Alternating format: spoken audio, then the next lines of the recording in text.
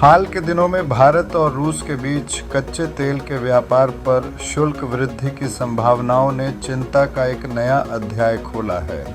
Ukraine युद्ध के परिणाम स्वरूप पश्चिमी प्रतिबंधों ने रूस से कच्चे तेल के आयात की गति को बढ़ाया और भारत ने इसे अपनी ऊर्जा जरूरतों की पूर्ति के लिए एक आर्थिक अवसर में परिवर्तित किया।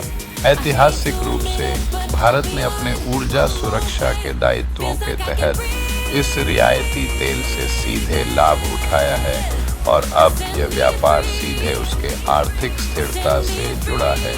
भारत सरकार ने हमेशा रूस से रियायती कच्चे तेल की खरीदी को राष्ट्रीय हित के संदर्भ में प्रस्तुत किया है। पिछले कुछ वर्षों में रूस ने भारत का सबसे बड़ा कच्चा तेल आपूर्तिकर्ता बनने में महत्वपूर्ण भूमिका निभाई है, जबकि पारंपरिक आपूर्तिकर्ता पीछे छूट गए हैं।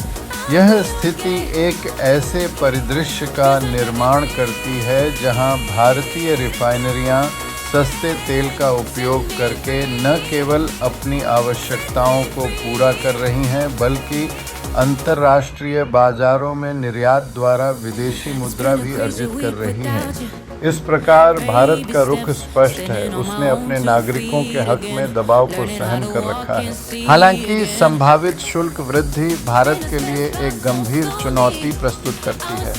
अमेरिका द्वारा शुल्क की घोषणा जो 25% से बढ़कर 50% हो सकती है, भारत के लिए इसे झकझोरने वाला साबित होगा।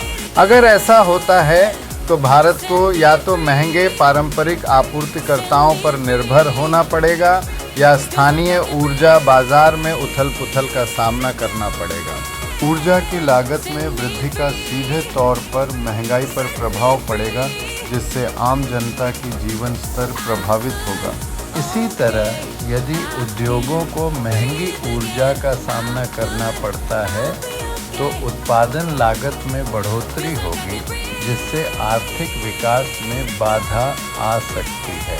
विशेषकर उन क्षेत्रों में जो ऊर्जा पर निर्भर करते हैं, जैसे परिवहन और लॉजिस्टिक्स, इससे नकारात्मक प्रभाव पड़ सकता है। यदि भारतीय अर्थव्यवस्था को यह दबाव सहन करना पड़े तो दीर्घकालिक विकास की संभावनाएं धुंधली हो सकती हैं।